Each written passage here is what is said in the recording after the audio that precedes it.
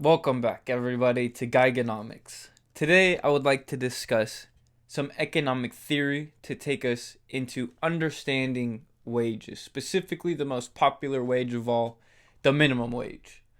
In my book, it's out of the infinite possibilities, due to the infiniteness amount of wages, it's not even cool. That was a that was a that was a statistics joke. Um, But with economic theory, what wage is defined as is the marginal productivity of labor, which means someone is compensated by the productivity they are able to expend in producing a certain good or service. So, if their marginal productivity of labor is to bake 3 cakes in 3 hours, then that's 1 cake per hour, and they will be compensated by how many cakes they're able to produce.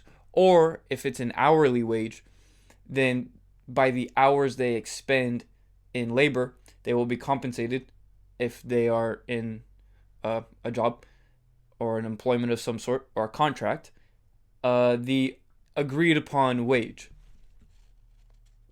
So when discussing wages, there's really two main parts of a wage that create what in economics is described as a wage. And that is the real wage and the nominal wage. And beginning with the nominal wage, that's the numerical value someone is compensated with when they expend their labor. But although what has become popular to champion is an increase in the nominal wage, the real wage is what I like to call the invisible wage. And that's the one that's most important. And what the real wage is the purchasing power, someone's ability to pay for goods and services with the monetary units that they have received and accumulated.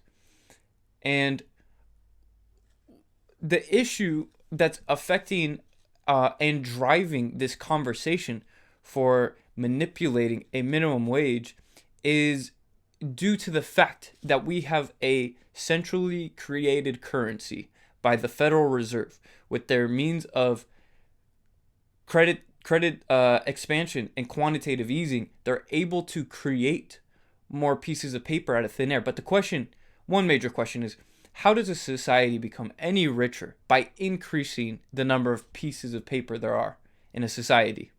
And the answer is prosperity and increasing the standard of living, as Mises defined capitalism as mass production for the masses, comes when you have ownership and capital accumulation combined with savings, investments, entrepreneurship, uh, and technology. And technology has come to a point where it is we're on the eve in society of a technological revolution, of completely rewiring the possibilities of organizing a free society due to technology.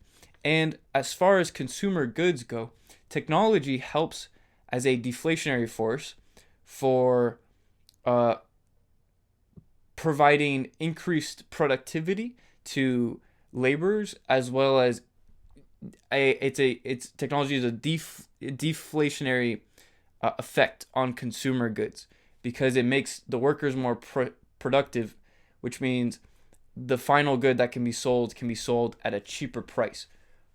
Generally speaking, this is uh, you know, in economic theory. There's also many forces that go into why prices on goods are the way they are, and the common sense thinking that, oh, if we just increase the minimum wage, it can be compensated for by the exploitive capitalist, the boss, the employers. Out of it, the cost will come from the employer's own pocket is not really sensical, because the revenue, the profits for the entrepreneur or the hire of the labor is factored in the final price in making sales. And to increase one factor of production when there's labor, land, and capital is to increase the final price, which is the consumer price. And that cost that goes for increasing the minimum wage is covered by the consumer. So really this doesn't drive prices down at all. And what this has the effect on is now the person receiving this newly created minimum wage, are they still able to pay for the goods and services that they could have when prices adjust and they increase over time? And now with a legalized counterfeited currency by the Federal Reserve, is the real wage, does it keep intact its purchasing power that it once had before?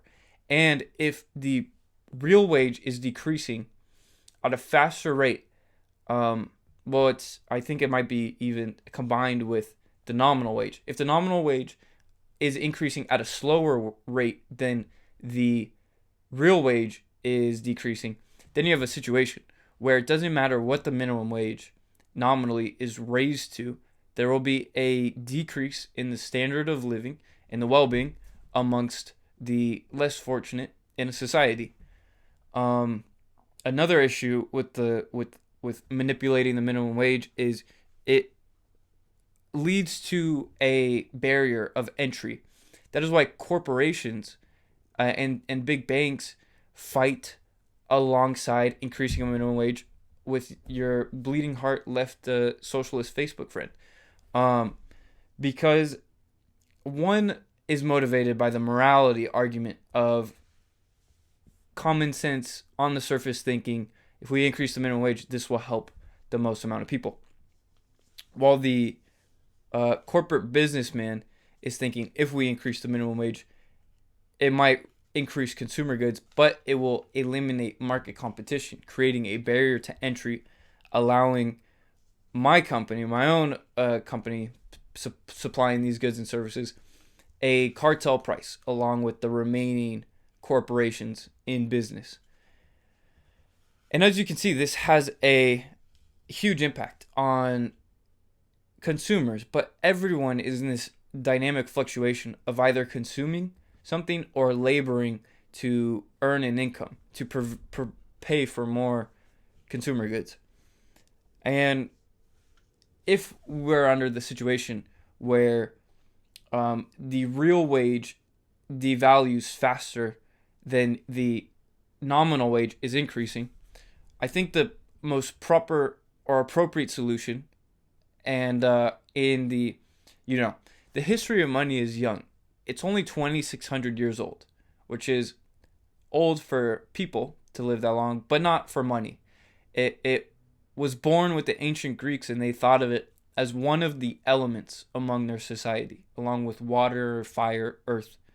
If this was Avatar, maybe someone could be a money bender, if that was an element.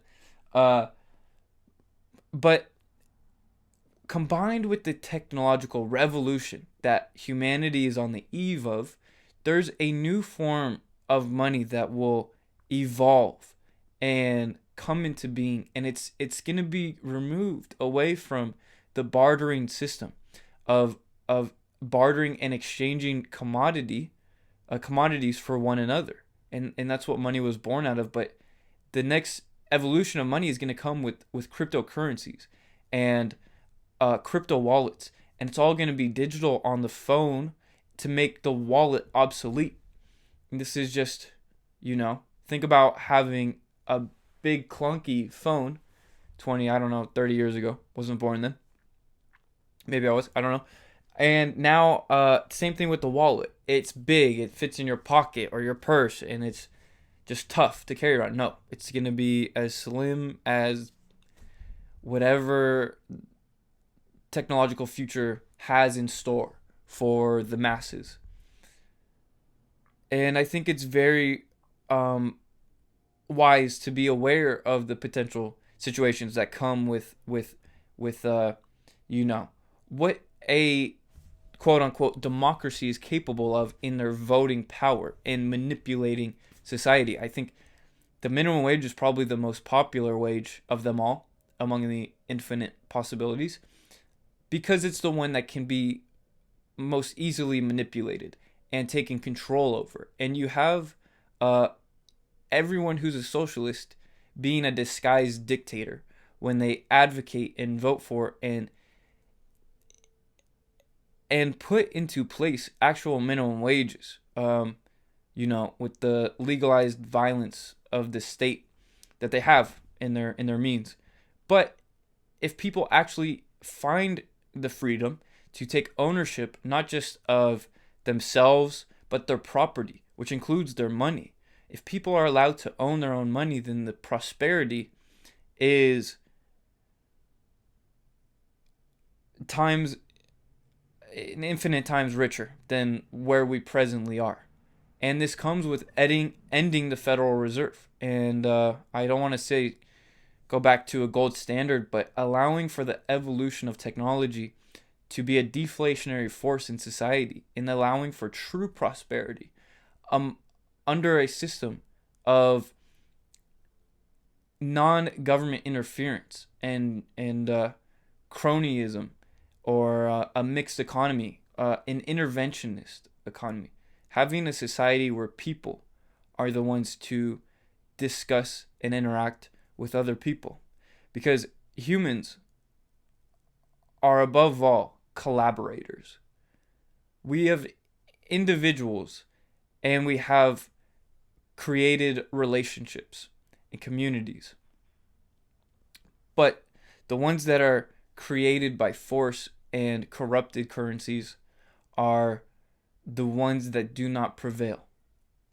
And that's what we're here looking to find and searching is truth, peace, and prosperity in real wages. Thank you.